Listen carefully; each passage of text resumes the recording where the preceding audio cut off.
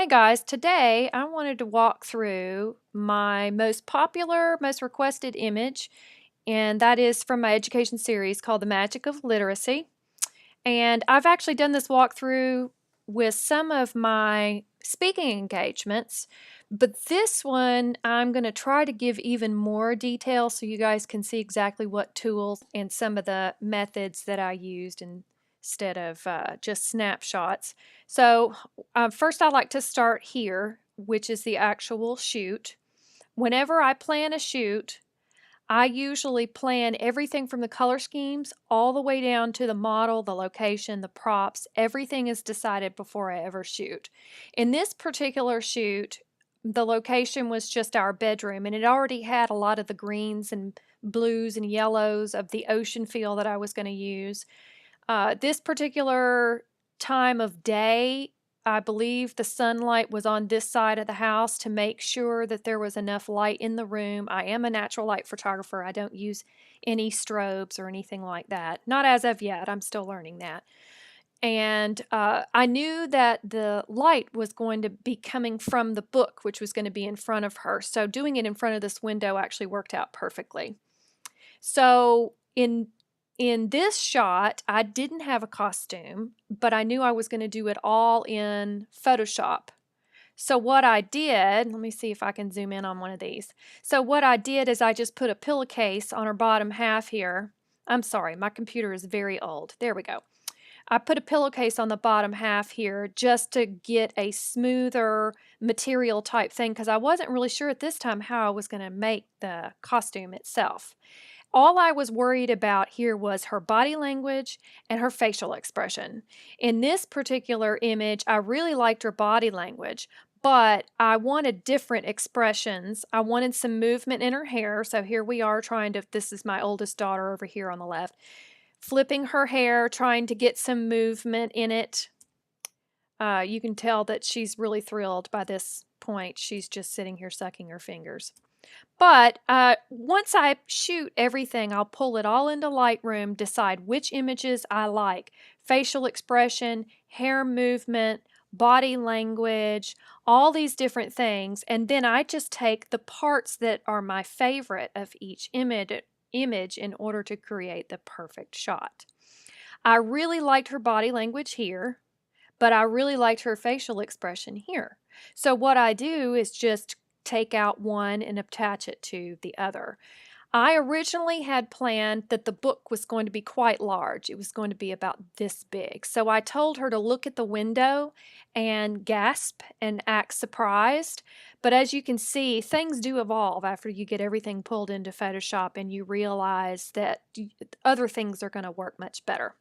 All right, so let me jump over here to Photoshop and I'll start walking you through exactly how I put it together. I always start with a blank shot and I always start with my tripod on a stand. I lock it down and I don't touch it.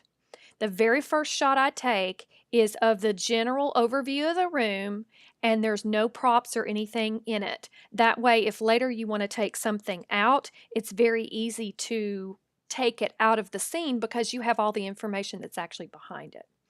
So the first thing I wanted to take to build up is the book. I wanted to start with the book.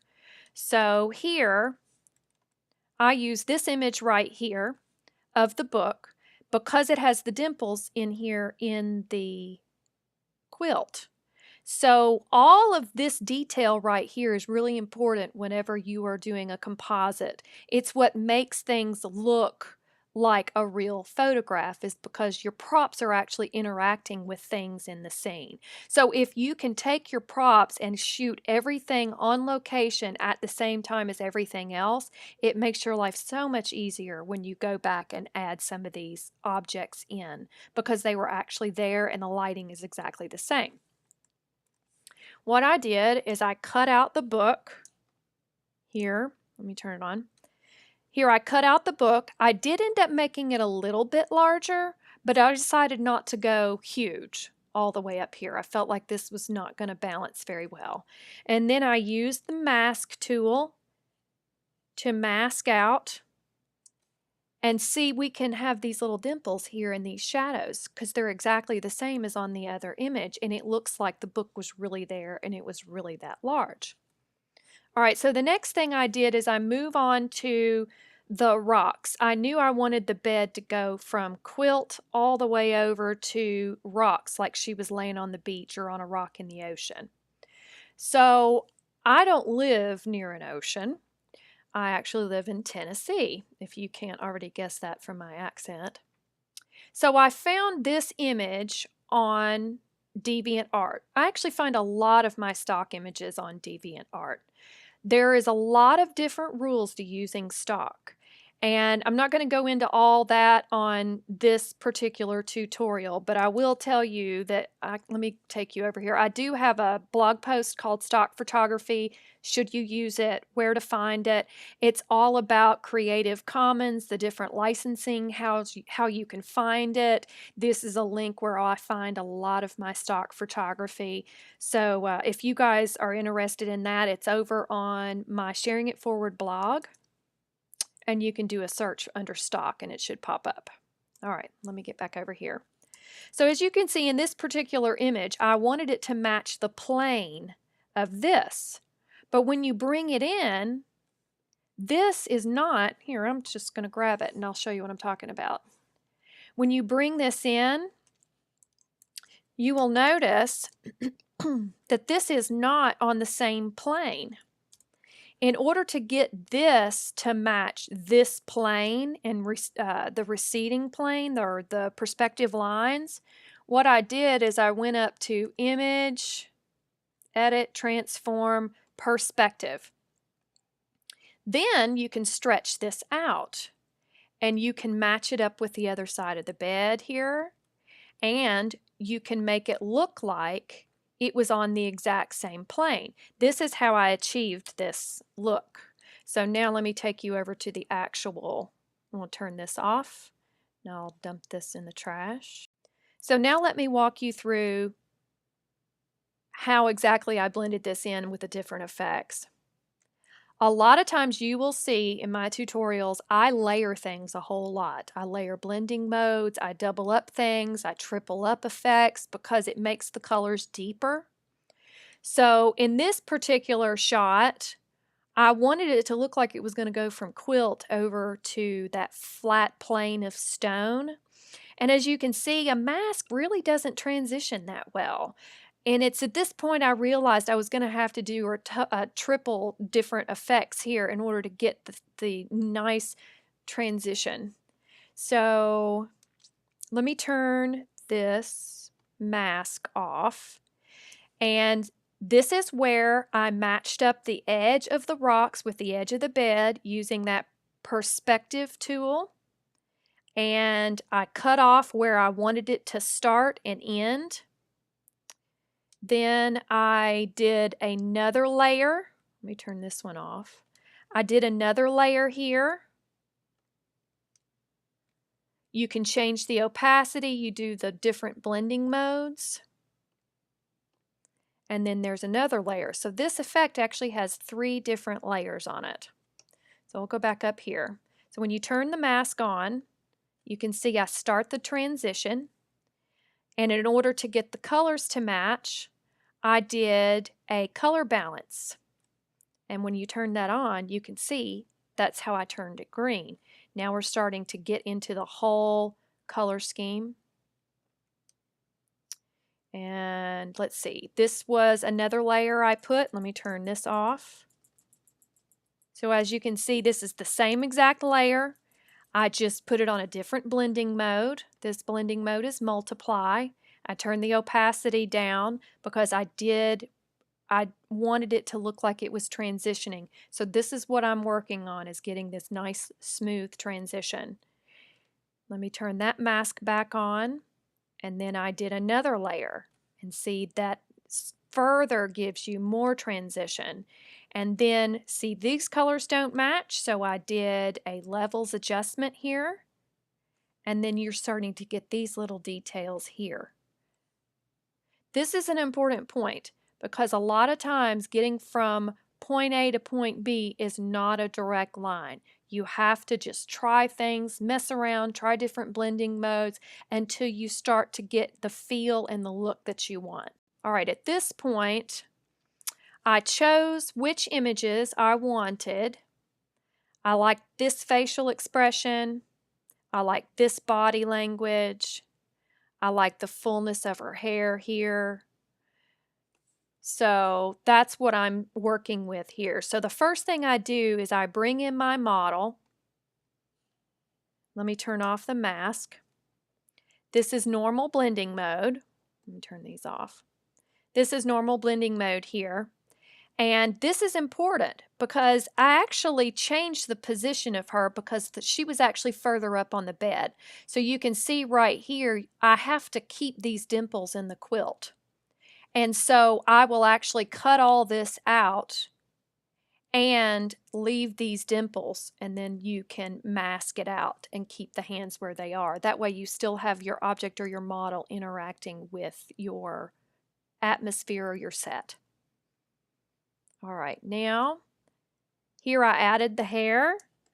Turn this off here. So this was the actual photo that I used in order to add more fullness to her hair, and then I mask off the areas I didn't want. And then here I bring in the facial expression. So I just cut the face part off, placed it where I wanted it, and then mask off the areas. And you can see the lighting is still consistent. She was right in front of this window, and everything I shot was in the same light, in the same position. All right, let me bring you over here and show you how I did the tail. Now, unfortunately, this is one of the first images that I did, and I flattened the layer, darn it, and I didn't keep all of the layers for the tail that I did. So I'm just going to kind of talk you through and see if I can give you a general idea of the tail. In order to make the tail, I needed a fish texture. So I'm going to turn this guy on right here. The way stock works is as long as you're using less than 10% of an image and you're just using it for texture, you are allowed to use just about any image that you grab out there. There is some, if you're using more than 10%, it's really good to educate yourself on what copyright is and exactly how to use this. In this particular image, though, all I wanted were these scales right here. So what I did is I took my lasso tool and I cut off the scales, grabbed it, and brought it over. Oh, there we go. Grabbed it and brought it over to the image. Well, this must have been the tiny version. I've got a bigger version somewhere. And I used Edit, Transform, Warp. And this tool right here, you are able to push things around and get it to match the contours of the body. And this is exactly how I made the tail. As you can see, it takes shape pretty quickly. So now that I've shown you that, let me go back over here. The end product ended up looking like this. Let me turn all these layers off. So here is the end layer. This was actually done in 3 sections, and you can kind of see, this little seam here. I warped this part and mask it, warped this and mask it, and then warped this. Now, these colors don't match the overall color scheme. Usually I go in the order I clip, get it placed, get the object placed, and then I adjust the colors. And in order to do that, I used a hue saturation layer. I didn't use colorize. You don't really need to do that here. This will be shift enough just using this little hue saturation bar right here. And as you can see, you can change the color scheme, and now it is shifted to blend in with the rest of the color scheme here. All right, so now I start working on the sky. Let me back out here so you can see it. Now, I actually used stock images for the sky as well. I have all of these images. I believe they're out on my DeviantArt account. I've got them favorited so you can take a look at them if you like them. Most of them are cleared for commercial use. If they're not, then you can just message the artist and ask them permission. 9 times out of 10, they will tell you yes. So this particular image I loved because I love this texture. It's grainy and picturesque, almost painterly. And then I also liked, let me see if there's another one here. Nope, that wasn't it. I may have used this one actually, where I used these colors because this is very close to the color scheme that I wanted. So I brought those images in and I start to place them. Let me turn this on. Now you can see this is overlay. Let me turn it over to normal and 58%. So as you can see, I didn't do anything to the image. I brought the entire backdrop in, and then I started messing with the transparency because I knew it was going to transition from realistic to dream on this side. So I was kind of splitting the image about like this, or down the middle here. So it's more like an arc around her. And I changed the transparency, and then I mask out just the image part that I wanted. And as I said earlier, I usually double and triple up these effects, so I put another layer on top of it to make it even more bright. If you turn it to screen, you can see there it adds a glow when you turn to screen. And this is going toward the whole glow of the book, which I was working toward step by step. Now, of course, this doesn't match, so I used a hue saturation layer here. I don't usually use colorize. I think it's too uniform. So if you turn that on, you can see it shifts to that green. Now, what's cool about this is I noticed when I turned this to screen and to, oop, this needs to be multiplied, doesn't it? There we go. This water that's coming across here was laying across these rocks really well, and you could see the stones underneath once you turned on the blending mode. That was actually a very happy mistake.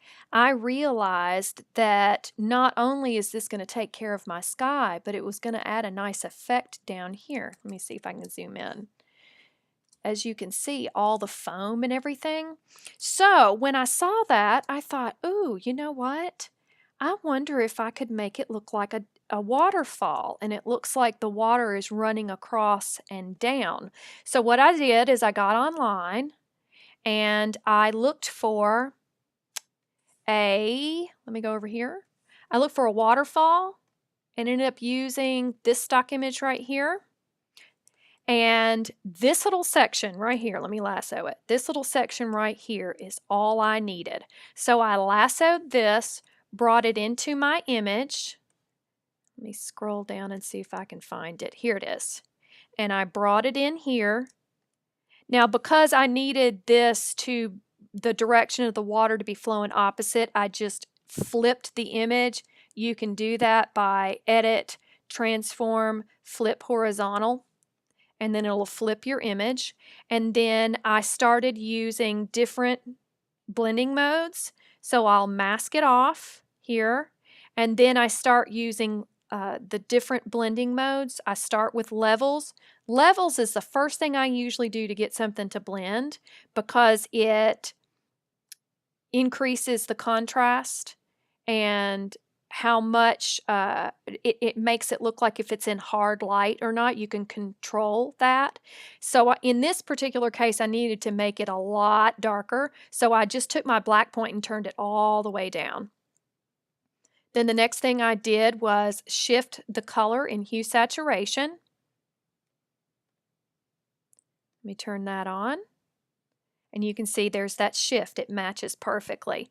These little sliders are great to get it into the general vicinity of your color, but once you get close, go ahead and start typing in these numbers here and zoom in order to get the perfect match.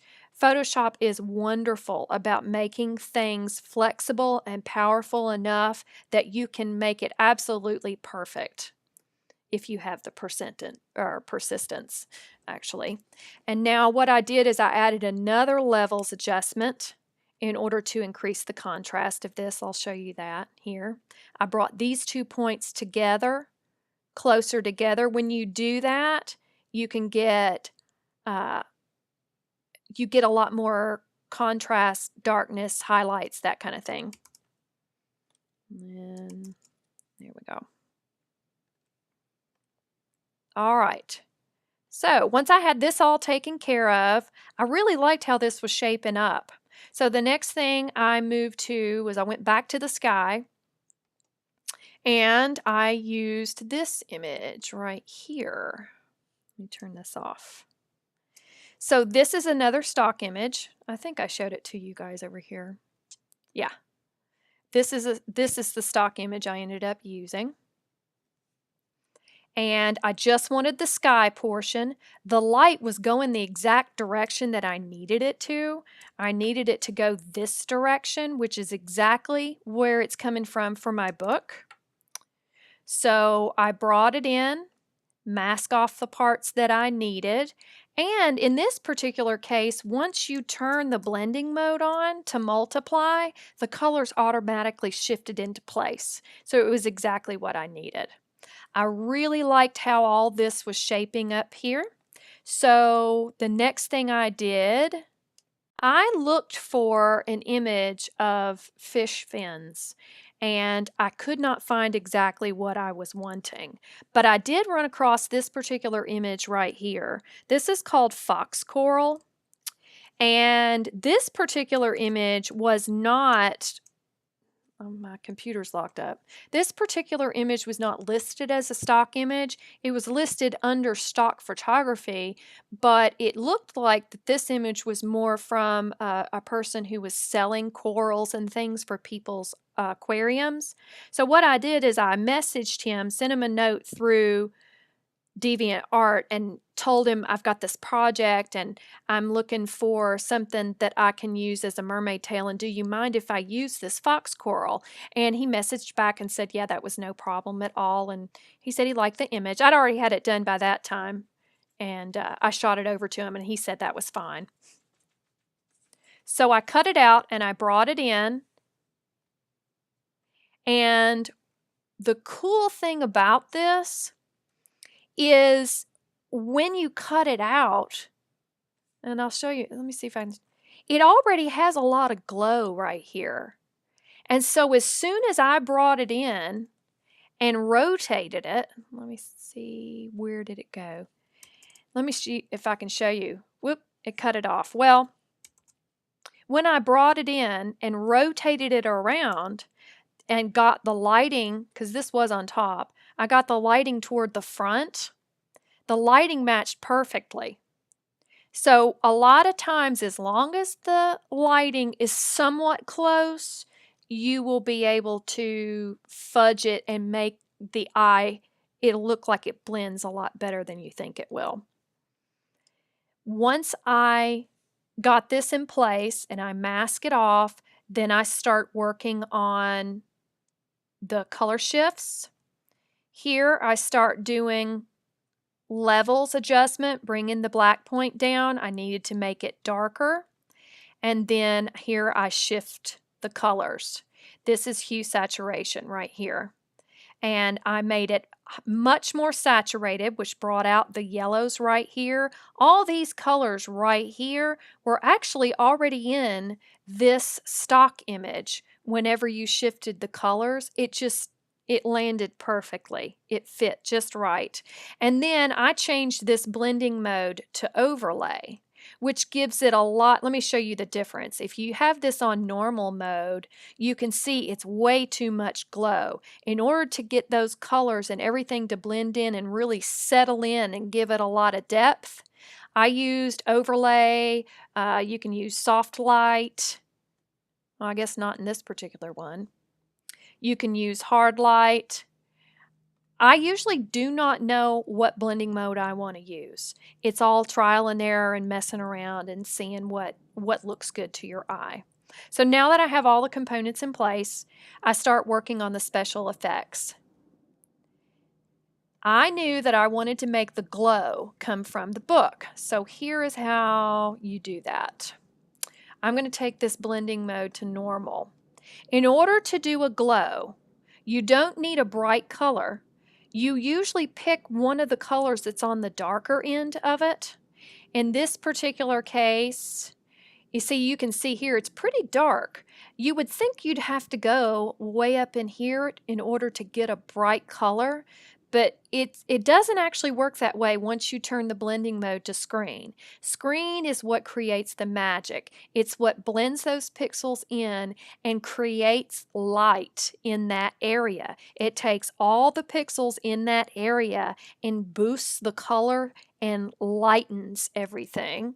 So here's what you have happen whenever you turn it to screen. And it has a nice warm glow. So now we are starting to get this glow coming from this book. Well, it was at this point I realized that she's not looking at the book. I had her looking at the window and I ended up changing the size of the book. So you'll find you're going to have some things, you'll have problems that you'll have to solve. And so I'll show you exactly how I solved that.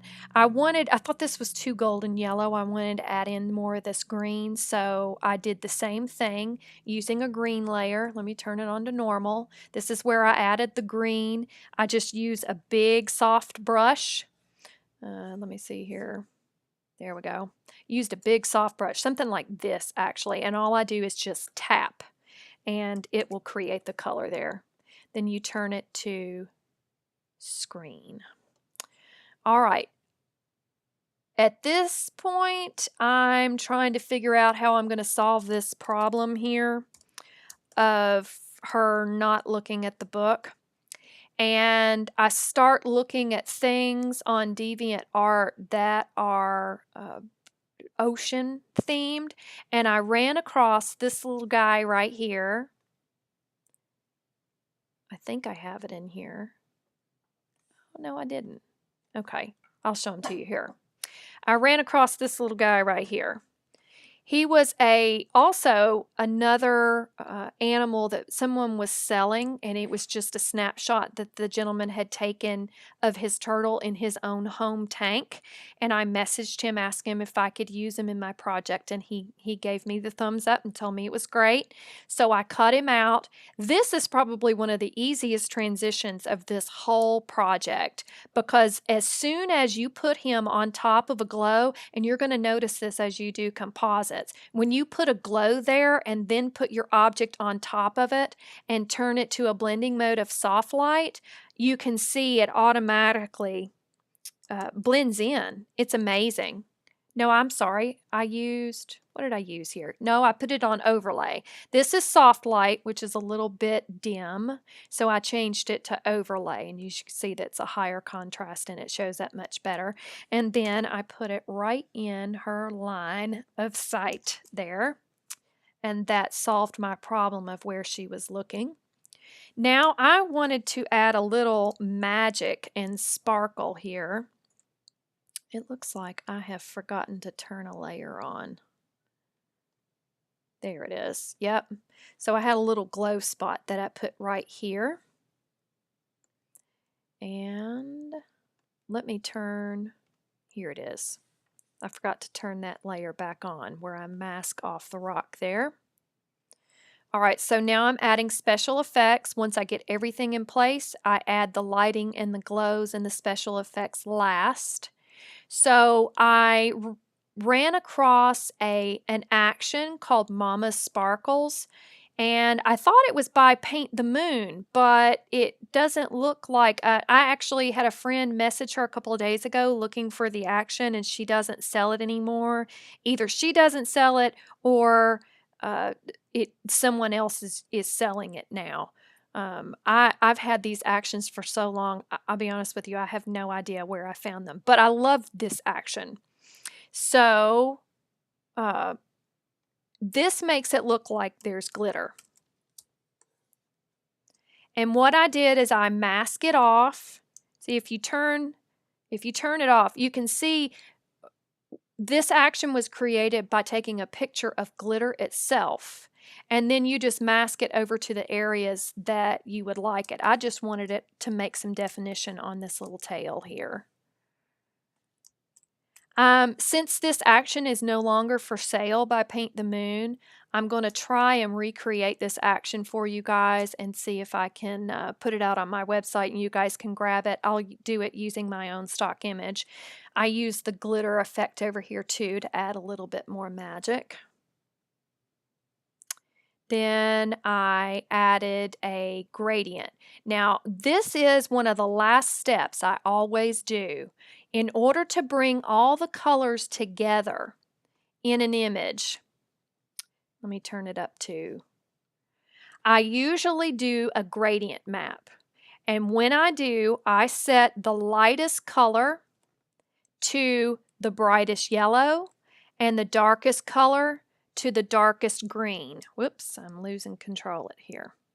And then I usually back off the opacity to pretty low and then change the blending mode. So I'll turn this opacity all the way down to really low, usually anywhere between 10 and 20%. And then I'll change the blending mode to overlay. And you can see this difference here. It looks pretty good until you turn it on, and then you realize, oh, wait a minute, that made a huge difference in how the whole image blends together, and it really makes things look like they were all shot in the same exact place. Because I was having to use so much stock, it really is one of the best last steps in order to ensure that the whole thing, your viewers look at it as one cohesive image. Then I started to add a little bit of dodge and burn. I wanted it to look a little more reflective here and bring a little more light down in here and onto her hair. So the next thing I do is add a dodge and burn in order to get, you can see these little highlights right in here and on her bottom side. Light always moves in a straight line. So I knew if it was coming here, it would bounce and she would get some reflection right here behind her. And this just adds a little more sparkle and highlight to it. These little highlights help your eye move around the image. I always try to make an image in a triangle. So your eye goes from here to here to here and back around. And this keeps your eye or the viewer's eye in the center of the image, and it doesn't lead them out of the image. If you've ever had any kind of graphic design or anything, this is one of the compositions that they teach you, is the golden triangle. I think that's what they call it. Now, the last thing I did was I wanted to add a little bit more splash. Originally, when I did this image, I was going to have it splash up on this side of the bed and spray. But because I did the waterfall, I started messing around with maybe putting it over in here somewhere. And I used these splashes. These are actually stock images. There's a bunch of them. I have them favorited on my DeviantArt account, so you can choose which one you want. They're not actually brushes, they're PNGs. So I brought this in and I turned it. Let me see where I put it here. I think it's down here. Let me turn it on. So as you can see, I used a hard light blending mode on this. Let me turn it all the way up. I brought the whole PNG in, placed it where I want it. I just happened to put it over the book when it came in. A lot of times I don't know where I'm going to put something and I'll just kind of move it around and take a look. And whenever it hit that spot, I thought, yep, that's it. That works. So then I mask it off, turn the opacity down, change the blending mode to overlay. And there you have it. This is how I created the mermaid image. If you guys have any questions, put them in the comments below and I'll do my best to get them all answered for you. You guys keep learning and keep sharing it forward.